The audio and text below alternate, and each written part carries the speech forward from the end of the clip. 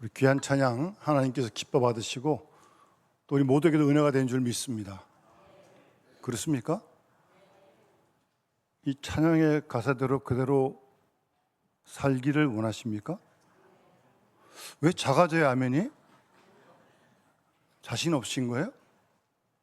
자신은 물론 없죠. 주님이 도와주셔야 되는 거니까. 그런데 우리가 걸어가야 할, 우리 교회가 나아가야 할 아주 올바른 방향을 제대로 말씀하는 그런 찬양의 가사인 줄 믿습니다. 이 가사가 그냥 이론이 아니고 생각이 아니고 추상이 아니고 이 가사가 우리 신앙의 삶이 되어야 할 줄 믿습니다. 뭐 신앙생활이 소꿉장도 아니고 매일매일 사는 거 아니에요? 목표를 그렇게 두시기 바랍니다. 다 그렇게 못하지만 마치 그렇지 못하는 게 무슨 당연한 것처럼 생각하고 있으면 큰일 납니다. 지금 못해도 이러면 안 된다. 이 길을 따라가야 된다. 최소한 그런 생각이 있어야 뭐 진보도 있고 성수도 있는 거 아니겠어요? 변화가 있을 거 아니겠어요? 제가 뭐 짧은 시간에 하여튼 다 메모 못했지만 매일 주님과 동행하시고요. 아멘. 여러분 매일 주님과 동행합시다. 그리고 날마다 말씀을 의지합시다. 자신 의지하지 말고 하나님 말씀을 의지하는 게 신앙생활이 아니에요. 말씀을 의지해야지 말씀을. 이게 길이고 진리고 생명이라며요. 언제나 이 말씀을 따라가야지. 목숨 걸고. 날마다 말씀을 의지해야 돼요. 나 의지하면 안 돼요. 큰일 납니다 여러분. 큰일 나요. 이미 나 자신 의지하도 안 되는 거 다 아는데 뭘 또 자기를 또 의지합니까? 말씀을 의지해야지 말씀. 살아있고 활력 있는 이 말씀. 지금도 역사하는 이 말씀. 그리고 주님을 끝까지 신뢰할 수 있기 바랍니다. 주님은 절대 우리를 포기하지 않습니다. 주님이 절대 우리를 버리지 않습니다. 그리고 실수하지 않습니다. 내가 안 맞아도 내가 몰라도 주님은 오르실 줄 믿습니다. 끝까지 신뢰하는 거예요. 죽을 때까지. 그게 신앙의 길이에요. 이해가 잘 안 돼도 주님은 옳습니다. 나는 내 가는 길 모르지만 주님을 아실 줄 믿습니다. 믿고 따라가는 거죠. 그러니까 신뢰해야 돼요. 신뢰. 이게 자라가야 됩니다. 믿음이. 그게 자라가는 거예요. 신뢰심이 자꾸 자라가는 거예요. 그래서 은혜의 길을 걸어가는 겁니다. 은혜의 길. 무슨 길이요? 은혜의 길을 걸읍시다. 제가 조그만 간증을 하나 하겠는데, 제가 얼마 전에 설교했는데 기억하실지 모르겠지만 다윗이 흥분이 가득해가지고 누구죠? 누구를 죽이려고 가잖아요. 탁 쳐 부셔버려. 그 나발 족발이 아니고 나발. 뭐 자기 다 도와줬는데 안 도와주고 막 뭐 좀 달라는데 안 주잖아요. 무시하잖아요 다윗을. 화가 막 머리 끝까지 나가지고 그 전까지 사울도 안 죽였던 다윗인데 죽일 수 있는데 안 죽였는데 그렇게 은혜가 충만했는데 나발의 그런 행동이 정말 다윗 열받게 한 거죠. 뚜껑 완전히 열었어요. 300명이에요? 3,000명인가 데리고 치러 갑니다. 다 죽이러 가는 거예요, 그 집. 누가 막아 세워요? 지혜로운 아내? 나발이 아내는 참 잘 듣던 것 같아요. 한 사람이라도 지혜로워야지 또. 딱 막아 세웁니다. 목숨 걸고 막아 세운 거예요, 아비가일이. 그래서 제가 그때 설교하는데 기억하실지 모르겠지만 여러분 우리가 화가 날 때 있잖아요. 노가 발할 때 있잖아요. 그때 은혜의 사람을 만나야 돼. 그래야 그 노가 다 사라지는 거예요. 여러분들이 그런 사람 될 수 있길 바랍니다. 누가 화가 버럭버럭 나가지고 이렇게 왔는데 여러분 은혜 충만한 여러분을 탁 만나가지고 그 분이 다 사라질 수 있도록. 얼마나 하나님 기뻐하시겠습니까? 저도 목사가 늘 충만해야 되는데 또 그런 건 아니거든요. 여러 가지 이유로 진짜. 한번 좀 이렇게 좀 낙심될 때가 있었는데 제가 설교했잖아요. 저도 은혜의 사람 찾아가야 될 거 아니에요, 제가. 아무리 큰 눈을 뜯어봐도 주위에 잘 없어요. 하여튼 그랬어요. 예. 여러분 은혜의 길을 걸어가셔야 돼요. 사람은요 은혜 떨어지면 다 똑같습니다. 죄 짓습니다. 은혜 떨어지면 이상한 사람 됩니다. 아무도 예외 없습니다. 다윗도 은혜 떨어지니까 죄를 짓는 거예요. 다윗이 보통 사람입니까? 은혜 떨어지면 똑같다니까요. 날씨가 아무리 더워도, 아무리 어려운 일이 있어도 은혜 떨어지면 끝나는 거예요, 여러분. 그냥 자연인이에요, 자연인. 거듭난 사람 아니에요, 그 사람. 그 은혜가 충만해야 돼요, 여러분. 은혜의 길을 걷네. 정말 멋있습니다. 날마다 은혜의 길을 걸어야 할 줄 믿습니다. 여러분, 하나님은 은혜 주십니다. 값없이 거저 주십니다. 받아야 될 거 아니에요, 우리가요. 거저 주시는데 왜 못 받아요? 뭔가 문제가 좀 있겠죠. 거저 주신다니까, 하나님께서. 그 신학적으로는 불가항력적 은혜라 그래요, 그를. 우리가 막을 수가 없어. 안 받겠다 해도 또 줘, 하나님이. 그런 은혜를 부어주시는데 우리가 못 누린다? 크게 문제가 있는 거죠. 은혜가 떨어진다? 크게 문제가 있는 거예요, 여러분. 은혜의 길을 걸으셔야 돼. 은혜 충만한 우리와 은혜 충만한 우리 교회가 되어야 할 줄 믿습니다. 기도 많이 하세요, 여러분.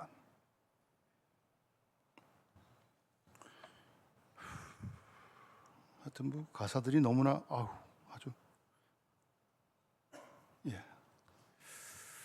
한 말씀 한 말씀 정말 말씀 따라가는 길이 주님과 동행하는 길입니다, 여러분.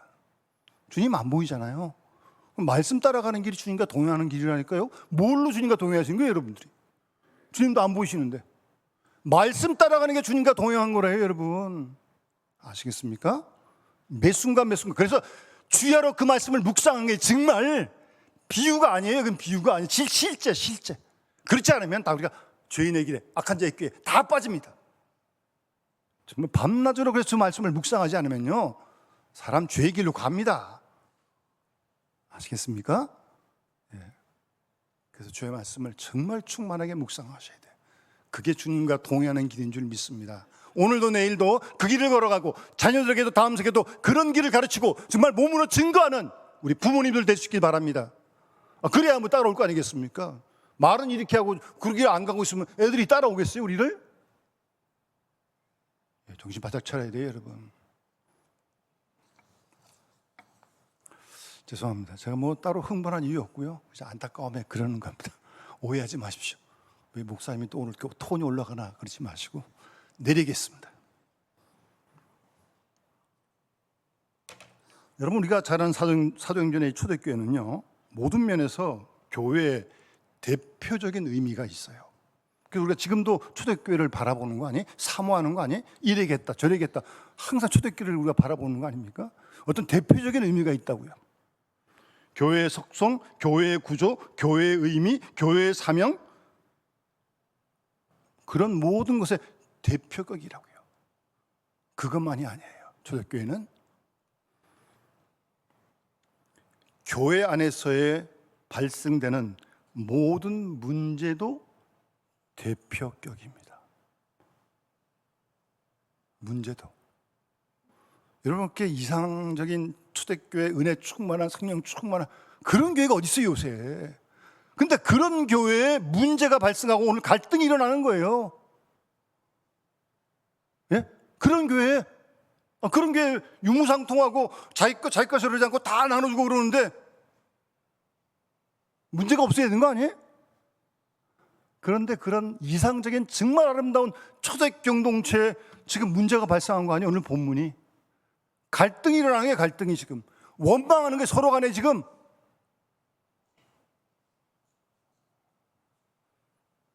정말 성령 충만하고 은혜 충만하고 성령 안에서 마음을 같이 하고 항상 모이기를 힘쓰고 말씀을 사도의 가르침을 배우고 찬송하고 기뻐하고 기도했던 그런 초대교회 공동체, 오늘 본문에 나오는 이런 문제와 갈등이 일어났어요. 뭐 신앙생활을 말로만 한 것도 아니고 감정만으로 한 것도 아니고 추상적으로 머리만 한 것도 아닌 정말 그렇게 살았던 거 아니에요, 지금 초대교회 공동체가. 그런데도 그 공동체에 이런 갈등과 문제가 일어난다는 거예요. 그걸 우리에게 지금 말씀해 주고 계신 거예요, 지금. 초대교회가 이랬다면 지금은요, 말할 거 없는 거 아니겠어요? 정도의 차이, 문제의 정도의 차이가 있겠지만 오늘날 교회도 문제가 일어난다는 거예요. 일어났었고 지금도 있고 앞으로 또 일어날 거야. 아마 계속 주님 오실 때까지. 큰 교회나 작은 교회나 부흥하는 교회나 그렇지 않은 교회나 문제는 항상 있다는 거예요. 그 사실을 일단 우리에게 오늘 본문은 말씀해 주고 계십니다. 제가 몇 주에 한번 말씀드렸습니다만 요즘 우리 노예 내에도 뭐 이름을 댈 만한 아름다운 큰 교회들인데 교회 내에 어려움이 있어서 재판을 하고 있습니다. 뭐 교회 재판은 뭐 그래야 뭐 구속력도 없고요. 무슨 뭐 구속을 시키겠습니까? 징역을 때리겠습니까? 그런 거 없습니다. 어쨌든 그래도 재판을 합니다. 조정이 안 되니까, 화해가 안 되니까. 그래서 안타까운 일들이 있고, 우리 가까이 있는 어떤 교회는 최근에 그 목사님 부임하신 지가 글쎄요 한 3년 되셨나? 전임 목사님이 은퇴하시고 부임하셨는데 제가 내용은 잘 모르겠습니다. 아직 확실히. 그 목사님이 사임하셨어요. 새로운 목사님을 모신다고 기도 공보에도 광고가 떴던데, 제가 그 소식을 보고 100년 넘은 교회거든요.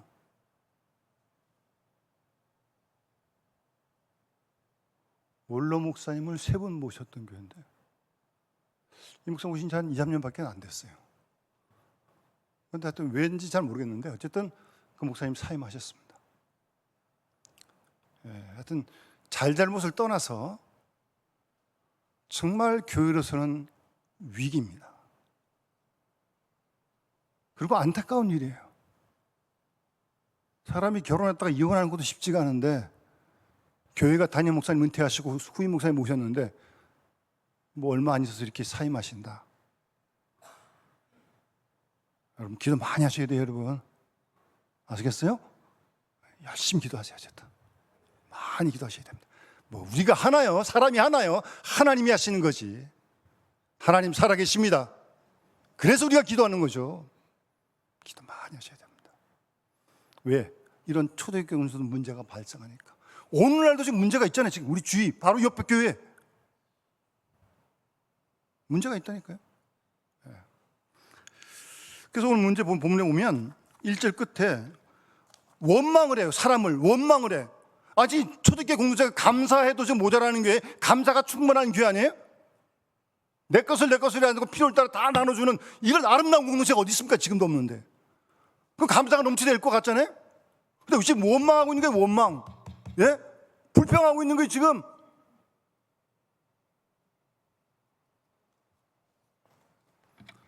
본문에 보면 이 원망의 원인은 초대교회 공동체에 두 부류의 사람들이 있었던 거죠. 두 종류의 집단들이 있었던 거예요. 본문에 소개하기를 첫 번째 한 분류는 헬라파 유대인이에요. 두 번째는 히브리파 사람들입니다. 이 두 부류의 사람 속에 지금 갈등이 생긴 거예요. 그러니까 헬라파 유대인이라고 하는 것은 이스라엘 사람인데 어떤 이유에서는 해외 살다가 지금 들어온 거고, 히브리파 사람들은 원래 이스라엘 사람들이 외국 나가지 않고 본토에 살았던 사람들이에요. 지금 이게 같이 예수님 믿기 때문에 지금 이 공동체 안에 지금 같이 있는데 본문은 소개합니다. 원인이 헬라파 유대인들이, 헬라파 과부들이 매일의 구제에서 제외가 되는 거예요. 그래서 헬라파 유대인이 히브리파 사람을 원망하는 일이, 갈등이, 문제가 생긴 겁니다.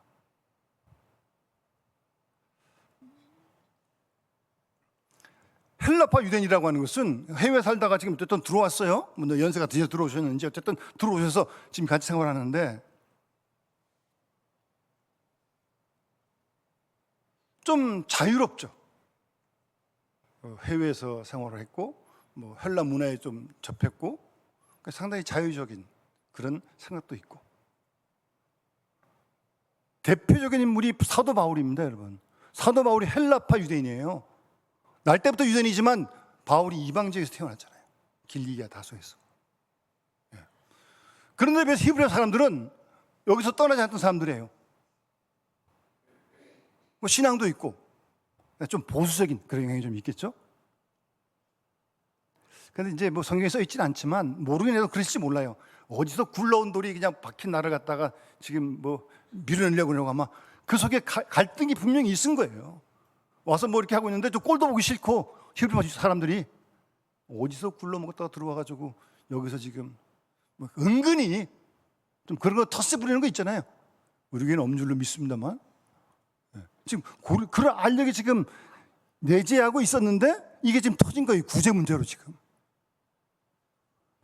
헬라파 유대인들 그 과부들이 제외가 되는 거예요. 여기서 이 과부는요, 뭐 단순히 혼자 된 분을 얘기하는 게 아니에요. 디모데전서 5장에 보면 참 과부에 대한 내용을 바울이 디모데에게 설명합니다. 성도들을 대할 때 어떤 자세를 얘기하면서 바울은 디모데에게 참 과부인 과부를 존경하라 그렇게 말합니다. 그러니까 그 당시 참 과부.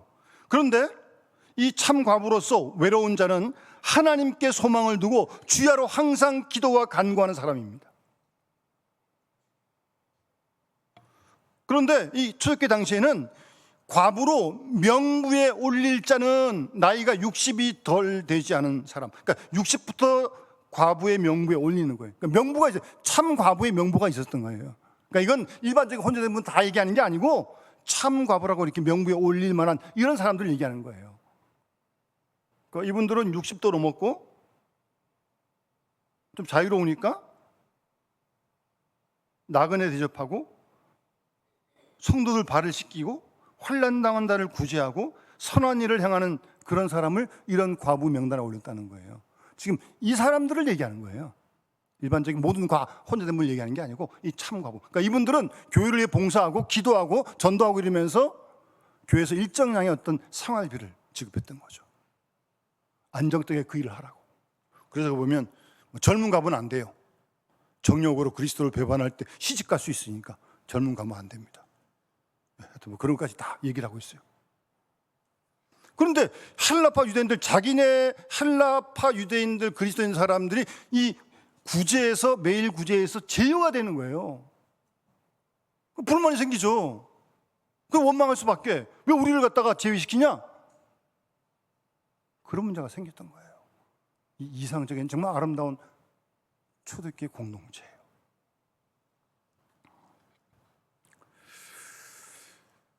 하여튼 그런 원망이 일어납니다. 문제는 그런 문제가 초대교회에 있었는데 이 문제를 어떻게 해결해 가느냐, 우리는 거기에 주목을 해야 돼요. 그리고 우리도 그 해결 방법을 배워서 오늘날 이 시대에 문제가 일어나면 그 원리를 따라 이 문제를 해결할 수 있지 않은 교회가 건강한 교회라는 거예요. 왜? 교회는 항상 문제가 생기니까. 이건 단순히 뭐 교회 문제만 아니라 가정에서도 이런 원리를 찾아가야 할 줄 믿습니다. 우리가 그 원리를 지금 여기서 배우자는 거예요. 그래서 그 원리를 가지고 우리가 당하는 문제도 해결할 수 있도록. 그래서 지금 이 말씀을 듣는 거 아니겠어요?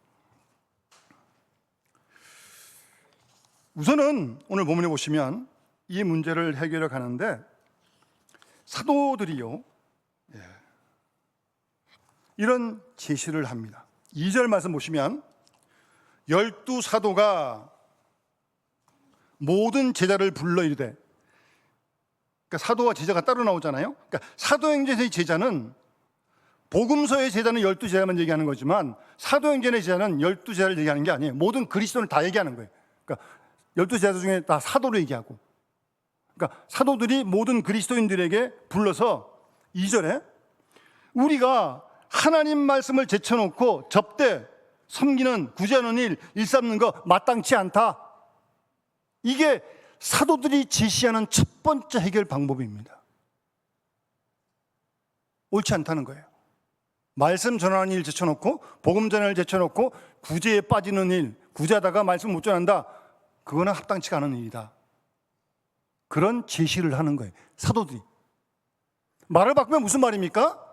해야 할 일이 많이 있는데 우선 해야 될 우선순위 1번을 먼저 정했다는 거예요. 여러분, 우리가 교회 내에서도 문제가 생겼을 때, 가정도 마찬가지입니다만, 우선적으로 해야 할 일이 무엇이냐, 함께 거기에 지혜를 모아야죠. 그래야 문제를 풀어갈 수 있다는 말이에요. 뭐 이렇게 저렇게 나름대로 뭐 생각일 수 있지만 이 시점에서 이 문제 가운데서 제일 먼저 해야 할 일이 무엇이냐? 이게 얼마나 중요한 일인데 지금 그걸 제시하는 거예요. 교회가 전도도 하고 복음도 전하고 구제도 하고 봉사도 하는 거 가르치도 하는데 구제한다고 말씀 전하는 일을 안 하면 되겠냐? 안 된다는 거예요. 친교도 좋지만 말씀 없이 전도 없이 친교하면 안 된다는 거예요.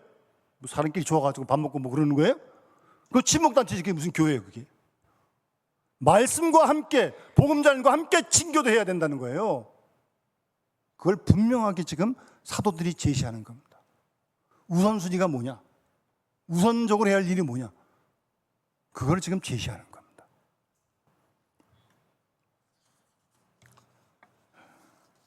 여러분, 맨 먼저 교회가 가장 먼저 우선적으로 해야 할 중요한 일이 뭔지 우린 거기에 다 초점을 맞춰야 돼요. 그래야 그 문제를 풀어갈 수 있는 겁니다. 생각이야 뭐 다 다를 수 있는 거죠. 뭐 나는 이 생각, 저는 저 생각, 다른 사람은 저 생각 다 다를 수 있죠. 물론 다를 수 있는 거죠. 뭐 쌍둥이도 다른데 다른 생각들 중에서 가장 먼저 우선적으로 할 일이 무엇이냐? 그게 문제를 풀어가는 첫 번째 실마리라는 거예요, 여러분. 전도하고 복음 전하는 일 이걸 제쳐놓고 구제 먼저 앞서면 안 된다. 친교도 앞서면 안 된다. 그 얘기를 사도들이 하는 겁니다. 우리가 하나님 말씀을 제쳐놓고 접대, 구제하는 일 삼는 것 마땅치 않다. 전도하고 복음을 전하는 일이 먼저인데 어떻게 구제하는데 시간을 다 보내고 마음을 쓰고 말겠느냐? 그렇게 얘기를 하고 있는 거죠. 오늘날도 그렇습니다. 많은 문제가 있을 수 있는데 그 중에서 무엇이 더 중요한지 그걸 결정함으로 해결의 열쇠가 실마리가 풀어진다는 거예요. 아주 중요한 내용입니다. 자기 생각 다 내려놔야 돼. 주님이 뭘 원하시는지를 먼저 찾아야지 왜 자기 생각을 자꾸 얘기하고 그러는 거예요? 주님께 물어봐야지. 주님 뭐가 더 중요합니까? 먼저 뭘 더 해야 됩니까? 그걸 묻는 게 기도고 하나님의 뜻을 찾아가는 거죠. 무슨 뭐 묻지도 않고 자기 생각만 널어놓으면 되겠습니까 이게? 모든 일이 그런 거예요 여러분. 예? 우리가 다 할 수 없습니다.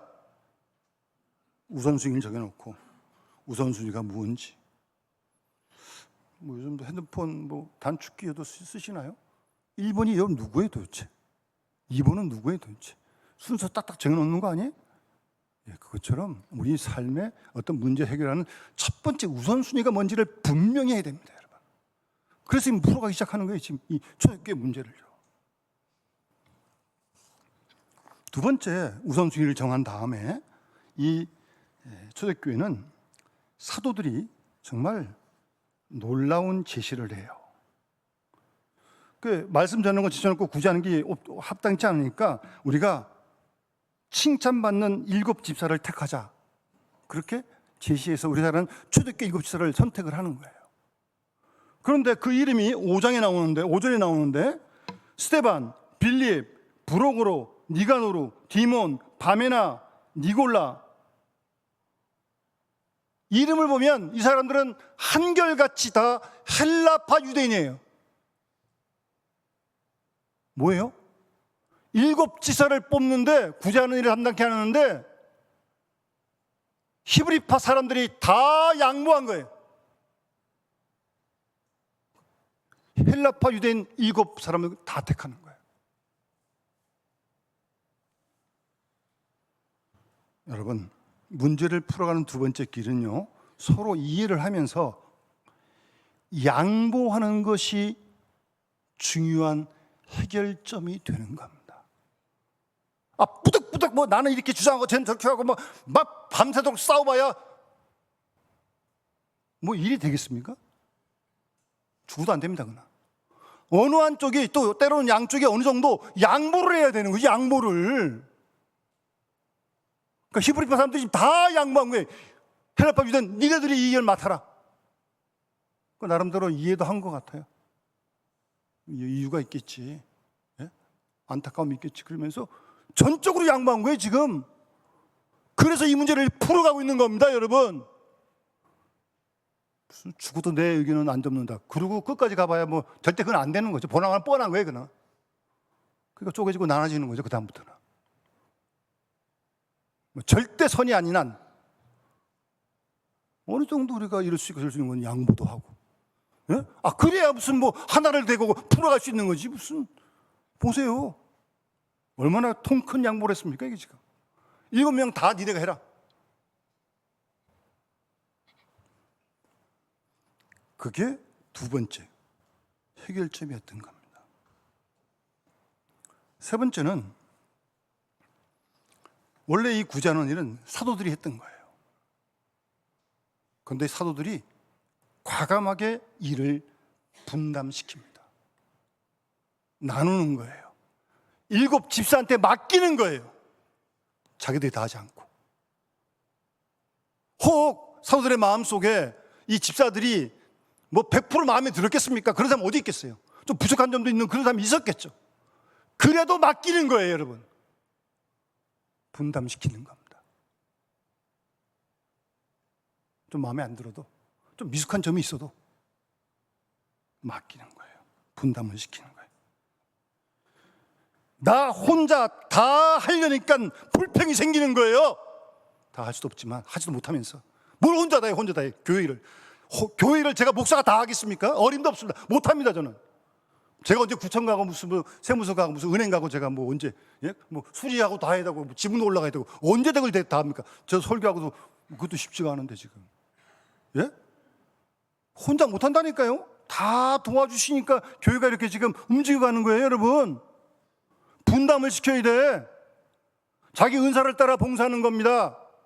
찬양대로 봉사하고, 교사로 봉사하고, 주방에서 봉사하고, 안내 헌금으로 봉사하고, 각기 맡은 은사를 충실하게 되는 거예요. 나눠가지고. 그럴 때 교회가 건강하게 든든히 세워질 줄 믿습니다. 즐겁고 할 수 있는 일, 주신 은사를 따라서 그렇게 봉사하는 거죠. 그러니까 여러분, 혼자 하려고 생각하지 마세요. 맡겨야 된다니까요. 나눠야 돼요. 분담해야 돼요, 여러분. 그러면서 이미 문제를 지금 풀어가고 있는 거 아닙니까, 초대교회가. 뭐 베드로, 요한, 야고보 사도들이 볼 때 정말 7 집사 다 마음에 들지 않았을 겁니다. 어떻게 다 마음에 들겠어요? 뭐 나도 내 마음에 안 드는데.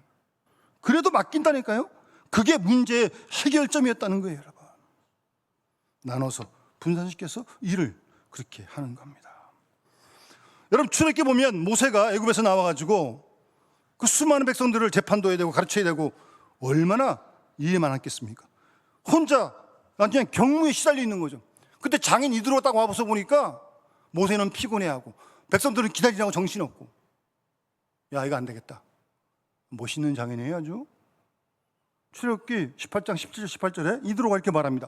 그대 하는 것이 선하지 못하다. 그대와 함께한 이 백성이 필연 기력이 쇠하리니 이 일이 그대에게 너무 중하다. 그대가 혼자 할 수 없다. 장인이. 그래가지고 그 다음에 천부장, 백부장, 50부장, 10부장을 세우는 거예요. 그 일을 부산시키고 뭐 안 되는 건 또 뭐 모세가 했겠지만, 그렇게 이스라엘 사람들 하나님께서 이들을 통해서 능률적으로 일을 해결하는 거 아니겠습니까?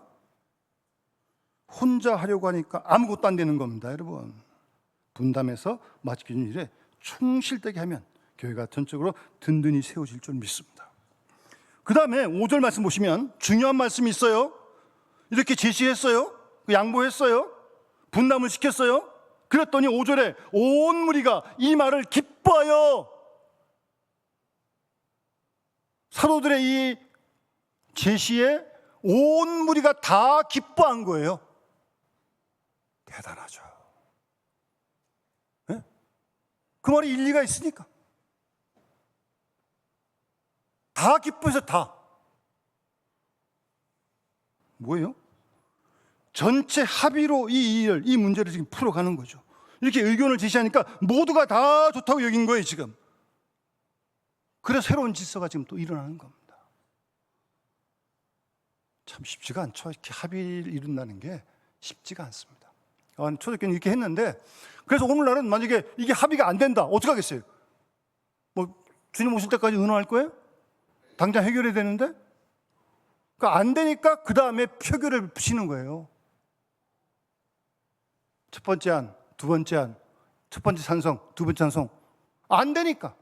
원래 우리 장로교회 정치 제도가 대의민주주의입니다.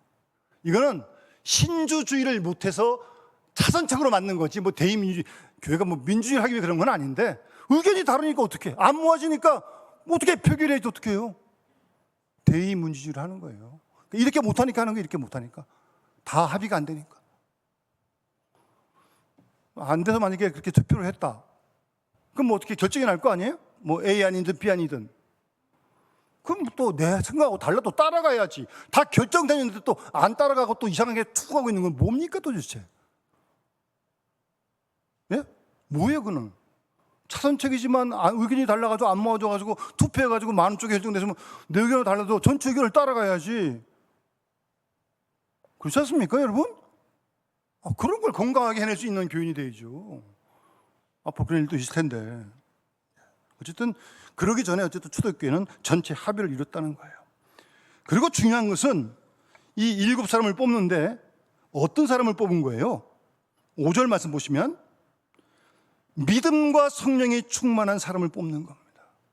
무슨 말이에요? 신앙 안에서 뽑았다는 거예요. 신앙 안에서 믿음을 보고 뽑았다는 거예요. 내가 좋아한다고 뽑는 게 아니고 잘했다고 뽑는 것도 아니고 돈 많다고 뽑는 거 아니고 믿음과 성령이 충만한 사람, 돈이 많든 배웠든 못 배웠든 다 관계없습니다. 믿음과 성령은 사람, 충만한 사람 1급을 택했다는 거예요. 이게 하나님의 일꾼을 세우는 원칙입니다. 성령 충만해야 됩니다, 여러분. 거듭나야 됩니다. 중생해야 됩니다. 지도자가 중생해야지 자기 생각만 갖고 있으면 되겠습니까? 성령 충만하고 거듭나야 중생해야죠. 하나님 뭘 기뻐하시는지 분명히 알아야죠. 그리고 믿음이 충만해야 돼. 믿음이 충만해야 돼요, 여러분. 말씀을 믿는 믿음이 충만해야 돼. 신앙 안에서 이런 7사람을 택했다는 겁니다. 뿐만 아니라 이런 사람들이 3절에 보면 칭찬받는 사람이에요. 교회 일꾼이 칭찬받는 사람도 있죠. 주위 사람 모두에게. 그렇지 않습니까? 칭찬받으려고 하는 건 아니지만 칭찬받는 사람을 뽑아야 된다는 거예요. 일꾼으로. 여기가 무슨 자기 뜻대로 하는 회사도 아닌데 하나님의 뜻을 잘 분별할 수 있는 주위 사람들에게도 덕이 되는 그런 사람을 지금 택했다는 거 아닙니까 지금? 그런 일꾼이 되어야죠.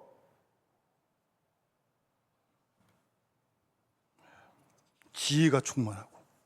지혜가 뭐예요? 여호와를 경외하는 게 지혜의 근본이에요. 하나님을 두려워할 줄 알고 사랑할 줄 아는 그 뿌리가 지혜라고요. 모든 일을 지혜롭게 해야죠. 그런 사람을 지금 세운 거예요. 그래서 이 문제를 지금 풀어가고 있는 겁니다, 여러분. 이게 지금 오늘도 우리 교회 속에 문제가 있는데 앞으로 있을 것인데 우리가 이런 원리를 본문에서 지금 배우는 거고 이걸 하나님 원하시는 거죠. 잘 따라가야 됩니다, 여러분. 이거를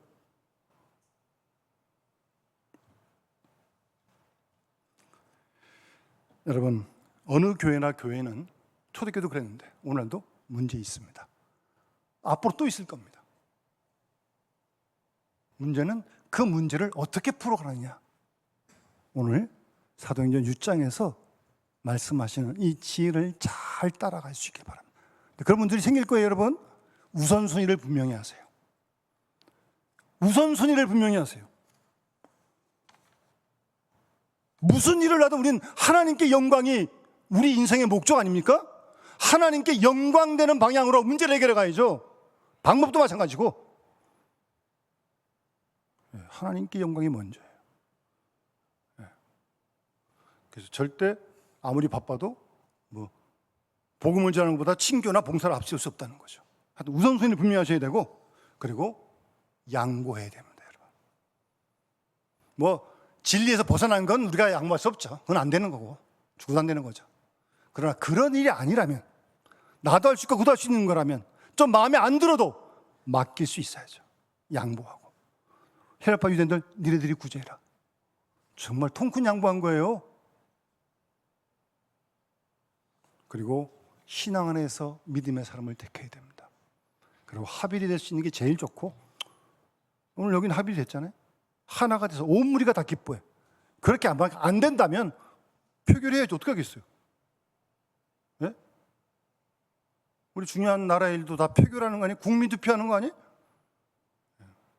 그 결정이 되면 따라가는 거죠. 내 뜻에 안 맞아도.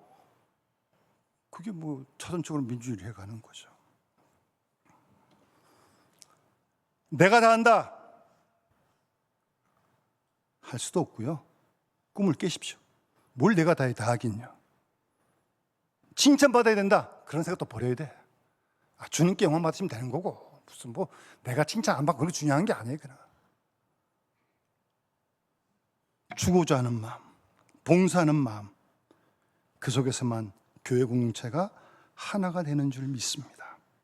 오직 하나님의 영광을 위하여, 오직 그리스도를 위하여, 오직 교회의 부흥의 발전을 위해서 모두가 한 마음으로 다 섬겨갈 때 교회 공동체는 성령께서 하나 되게 이루어 가실 줄 믿습니다. 사람이 하는 게 아닙니다. 목사가 다 하는 게 아니에요. 하나님이 하나님의 교회를 이끌어 가십니다. 그거 믿고 기도하면서 그 인도하심을 잘 따라가야죠. 그런 우리 건강한 교회가 될 수 있고 건강한 식구가 다 될 수 있는 은혜와 축복이 함께 하시기를 주의 이름으로 축원합니다. 우리 찬송 508장 찬양 드리면서 봉헌하도록 하겠습니다.